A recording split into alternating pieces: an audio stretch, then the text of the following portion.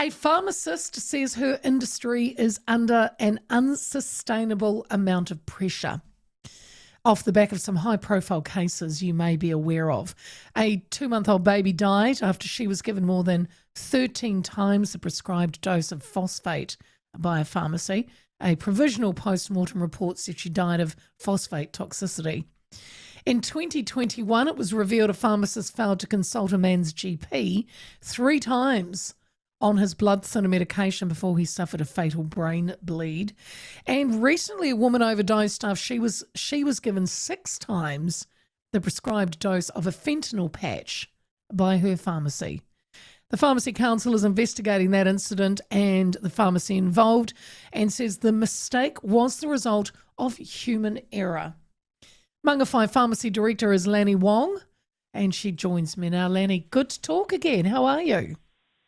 How are you, Leah? Thanks for having me on again. No, thank you. We spoke after the case of the sad case of the 2-month-old baby who had died after being prescribed an adult dose of phosphate. Now more stories are coming to light. Are these, Lenny, isolated incidents, or is it because the spotlight now seems to be on pharmacies, do you think? Yeah, I think there's a bit of a spotlight on pharmacy at the moment. So, no, they're not isolated incident. Error definitely does happen. And, no one's beyond scrutiny here, I guess. That's what I'm saying. And it definitely does happen. Medicines are, life-saving when we use it correctly. And it can all, when error slips through, that's when harm can happen. And I think, what's the missing thing in this conversation is that, what is causing this? And yeah, that's some of the things that, need to be shed some light on. Because, when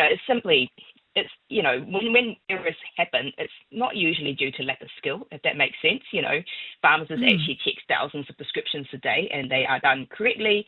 And that's exactly what pharmacists do every day. We actually pick up a lot of error and we fix them quietly. That's often unseen.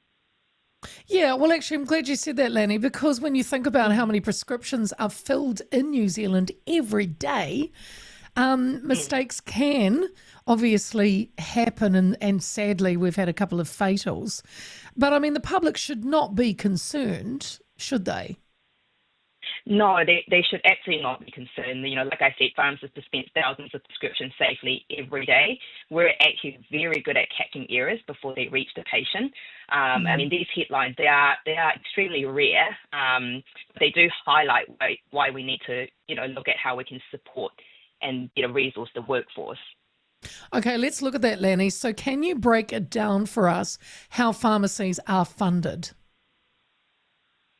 Yep, pharmacy, there's a high-level summary that we get paid per prescription. So they're about, $5-6 per prescription that we get paid to do. So that's regardless of what type of prescriptions they are. It can be something complex or it can be something easy like a Panadol for headaches, and you get paid exactly the same. Say if a pharmacist had to spend 20 minutes or 20 minutes, an hour, sometimes a few days sorting out something complex, you still get paid just the $5, which is a cup of coffee. So it's a system that is not perfect. It definitely incentivizes volume over value, and pharmacists are simply not paid to, to deal with some of the more complex, not remunerated correctly to deal with some of the more complex and tricky prescriptions, if that makes sense. So when you say you're incentivized for volume over value, are you saying that there are times when a pharmacist would like to take more time with somebody in the chemist and they just can't do it, or what are you saying? Leah, you've just described the daily struggle of every single pharmacist in New Zealand. Every day we come across a situation like this where something just need a bit more time, need a bit more effort. And, if we spend time doing things like that, then prescription will pile up. And at the end of the day, every single community pharmacy is a private business. We have to get through the prescription in order to be remunerated, if that makes sense. So if we spend all day just working on one prescription, then obviously our business would not be sustainable. So some people are saying, because in light of what those cases that I talked about in the lead up to you, every pharmacy should have 2 people in it so that, you can check each other's work. Firstly, how doable is that? Because I can imagine, double handling of prescriptions is going to take time, and every pharmacy, surely the smaller rural ones, only have one pharmacist. Would I be right?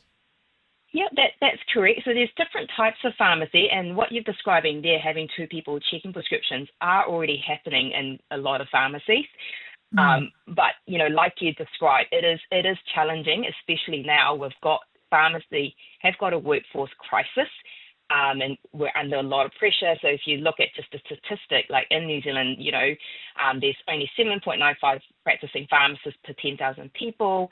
That's one of the lowest in the OECD compared to Australia, which is 9.3, Canada's 10.4, Ireland's 11.4, UK 9.1, US 9.6. So we are low. There's not enough pharmacists per population.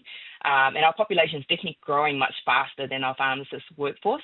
Another thing, like you said, like the rural pharmacy, we're left with one pharmacist, or sometimes one pharmacy. And that is another issue that is facing pharmacy. There is no restrictions on where pharmacy go. Like, say, for example, in Pukekohe, there's 13 pharmacy in a 3-kilometre radius, so they can just keep opening. And, and the 14th pharmacy could easily go in there because there is no restrictions on that. Right. So that's 14 pharmacists standing in Pukekohe, where, somewhere like,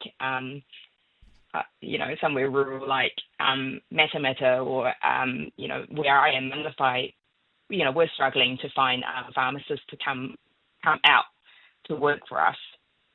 Lanny, where are they finding these pharmacists? If you're saying there's a work shortage and Pukekohe's got 13 pharmacies open, where are they getting their people from?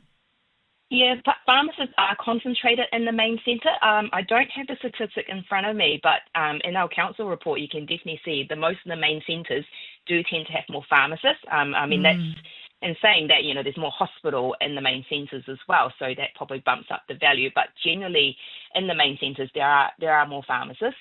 But even in a lot of the main centres, say Christchurch, Wellington, anecdotally, I definitely hear from my colleagues they struggle in some of the other main centres as well. Is there a problem, Lanny, with that? Would you like to see restrictions on how many can open? Because I'm just thinking, in my little village area, we've just had another bargain chemist open up on top of a chemist warehouse, and then you've still got 2 live pharmacies, and then you've got another independent that's tacked on into the medical centre.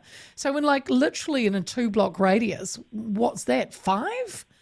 I mean, how does, it's like, and no disrespect, Lanny, because you are nothing like a bottle store or what are the other ones? The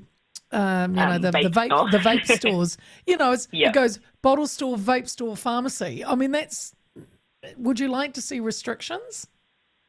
Yeah, I think there needs to be a different way of thinking about pharmacy. Yes, we do have a retail arm. Most pharmacies do sell things, but we're definitely not a retail shop. Like, we are a health destination, and I think, if anything, I'm hoping these sad cases do highlight how important the work we do are.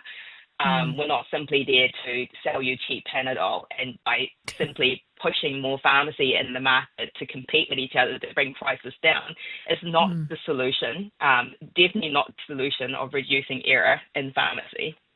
So what reforms or changes, Lanny, would make the most immediate difference for pharmacies under pressure? Yeah, I think, better funding is absolutely the key, because, at the moment we're struggling to keep our workforce as well. Over half the profession have reported they are, considering or thinking about leaving the profession because, we couldn't pay pharmacists high enough wages to keep them working in the front line, if that makes sense.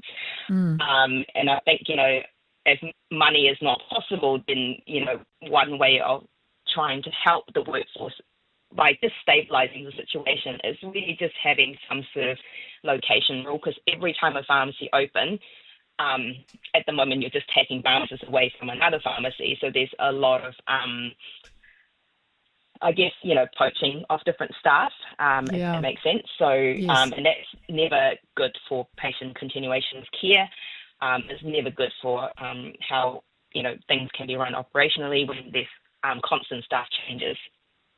How important do you think the government places when it comes to, I mean, we always hear about nurse shortages, GPs, dentists have jumped in as well. There's not enough dentists, and now you're telling me that there's also not enough pharmacists. Do you feel possibly you guys are sitting at the bottom of the rung when it comes to urgency, maybe from the government?